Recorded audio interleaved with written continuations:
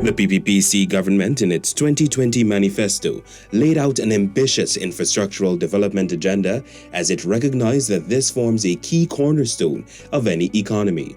Over the past year it has been in government, over $60 billion has been spent to improve, enhance, and transform the landscape of the country.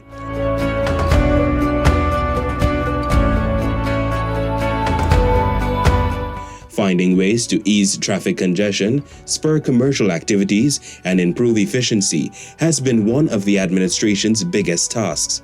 A key project to achieving these goals is the $6.4 billion Sheriff de Mandela Road expansion project, which was started by the PPP government in 2014 but left to lag under the previous administration.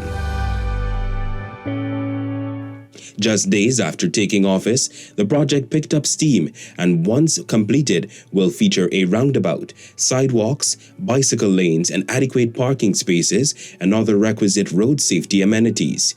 The modern design road is already over 70% completed and is expected to be commissioned by December. Minister of Public Works Bishop 𝐎𝐍𝐄 has been spearheading the efforts to ensure this deadline is met. Arrangements have been put in place for contractors to work beyond the daylight hours.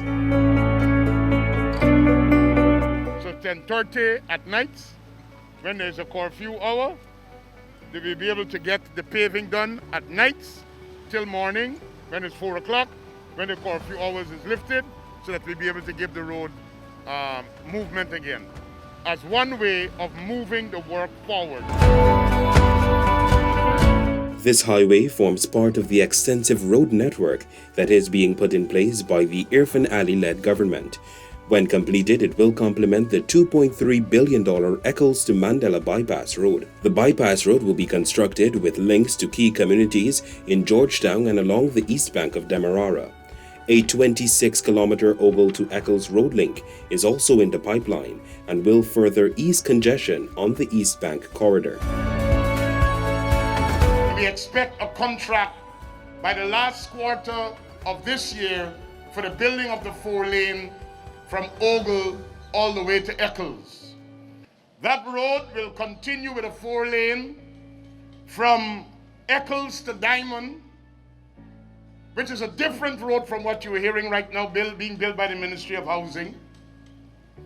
And then we'll continue from Diamond to Tamiri with the intent of being able to link both airports. Ogle and Tamiri will be linked with a 4-lane highway, opening up new lands in the back for housing and for other developments. With such projects coming on stream, residents anticipate that their lives and daily commute will become easier. Clayton Roberts, a resident of the East Bank of Demerara, is one such person. Everybody gets on the car road too. So it developed with a lot of transportation wise. So you need another outlet as to move. And then the scheme is building behind there also. So you need the extra road, and the highway is very good. Those who coming from Tamiri or coming from further up the East Bank and going to the East Coast, you would divert and go the way instead of coming to town and then go down straight to Mandela and then go up the East Coast. So it would cut down the traffic on this East Bank here. It would ease the traffic to some great extent on the public roads, but businesses and so on generally would be in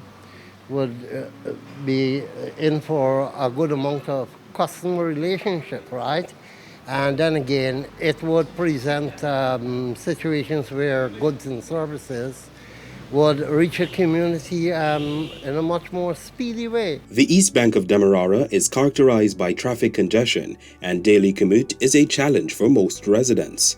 The government, cognizant of this fact, has invested $150 million to upgrade and rehabilitate Hunter Street, a key link between Georgetown and the East Bank corridor. The now 3-lane carriageway facilitates 2 lanes of traffic headed into the capital in the morning, while in the afternoons, the critical roadway allows 2 lanes of traffic heading towards the East Bank.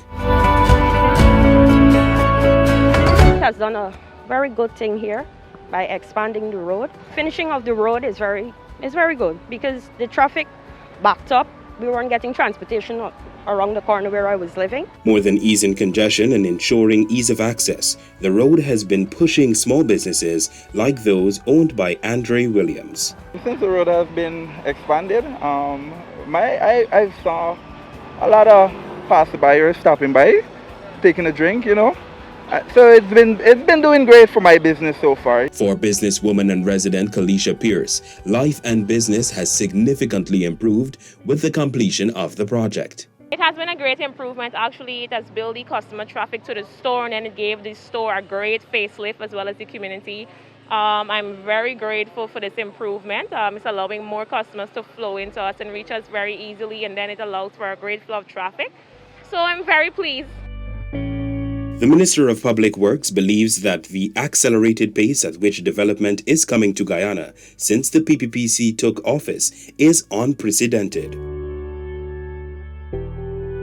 Literally across the country, in every region as I speak, and I literally mean that, every region as I speak, infrastructural work for the development of roads, bridges, and pavements and other physical infrastructure is being undertaken.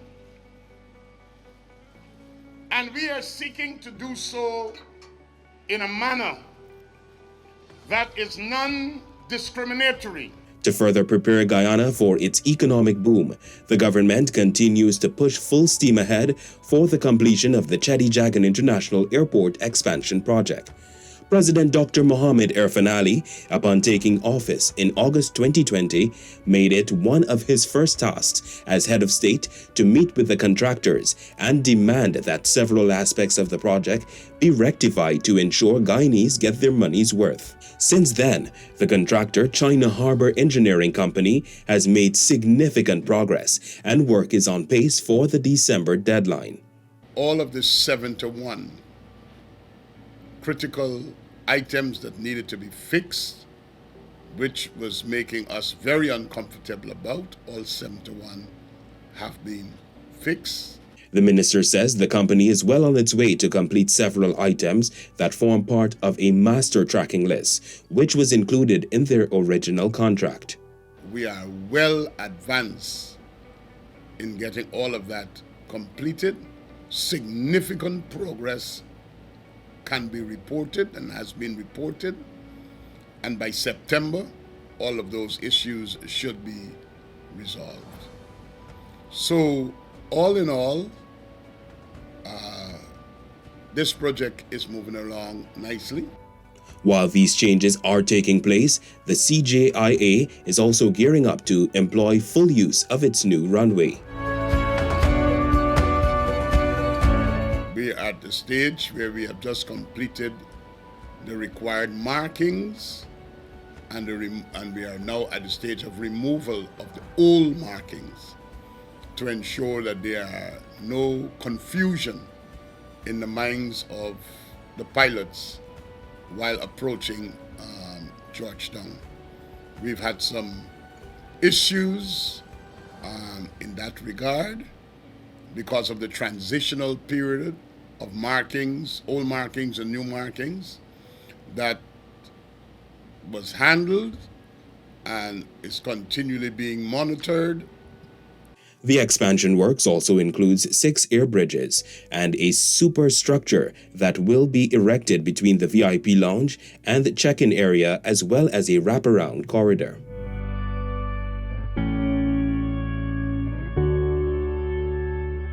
While works were being undertaken on the coastline, the hinterland regions were not left out. The Lethem Airport in Region 9 has been upgraded through a $185 million investment. The new and extended runway will transform the aerodrome into a regional hub. This new runway will also allow for larger aircraft to land at the Lethem Airport and would facilitate a new wave of development within the town and region as a whole. The intent of Lethem's aerodrome, and my engineers have advised me that the design for the terminal building, which will bring the next wave of development. You're not just landing now and huddling after a minibus, but you can have international check-in, processing of passports, proper customs, flights coming from South America and going to South America. Guyana is strategically placed as a link between the Caribbean and South America. Allocations have also been made by the government for several other airstrips to be upgraded. These include sand sealing of Barometer Airstrip, rehabilitation of Iterengbang Airstrip, rehabilitation of Karsaparu Airstrip, construction of line drains with boulder slope at Paramakatoy Airstrip. Aside from upgraded roads and modernized airports, government is also working to create links through bridges. The new Demerara River Bridge is one of the major bridges on the cards. Bids are open and will close on October 5. President Ali has already identified the proposed landing sites for the bridge at Nandi Park on the East Bank Demerara and Lagrange on the West Bank Demerara. We can't have too many time lapses on this project. The current bridge is limping along now, and limping along is a nice way to put it. Over the last 5 years, there's been very limited maintenance of that bridge, and it is becoming a big bother for commuters, for us, and the amount of man hours that is lost is tremendous. So that is why we are pushing ahead with this. Residents who traverse the area are eagerly anticipating the changes a new bridge will bring. For many, it is currently very bothersome and time-consuming to travel. When you're coming up from the sandpit, it's from 7 o'clock to 9 o'clock. That is the downtime up there. And when you come here, it's the next downtime, 1 hour. And when you go over there, it's the next downtime, it's the next hour again.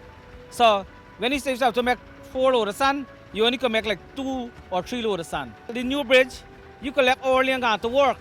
And you got a whole day for work. You can't, you understand, you have a whole day to work. You can work.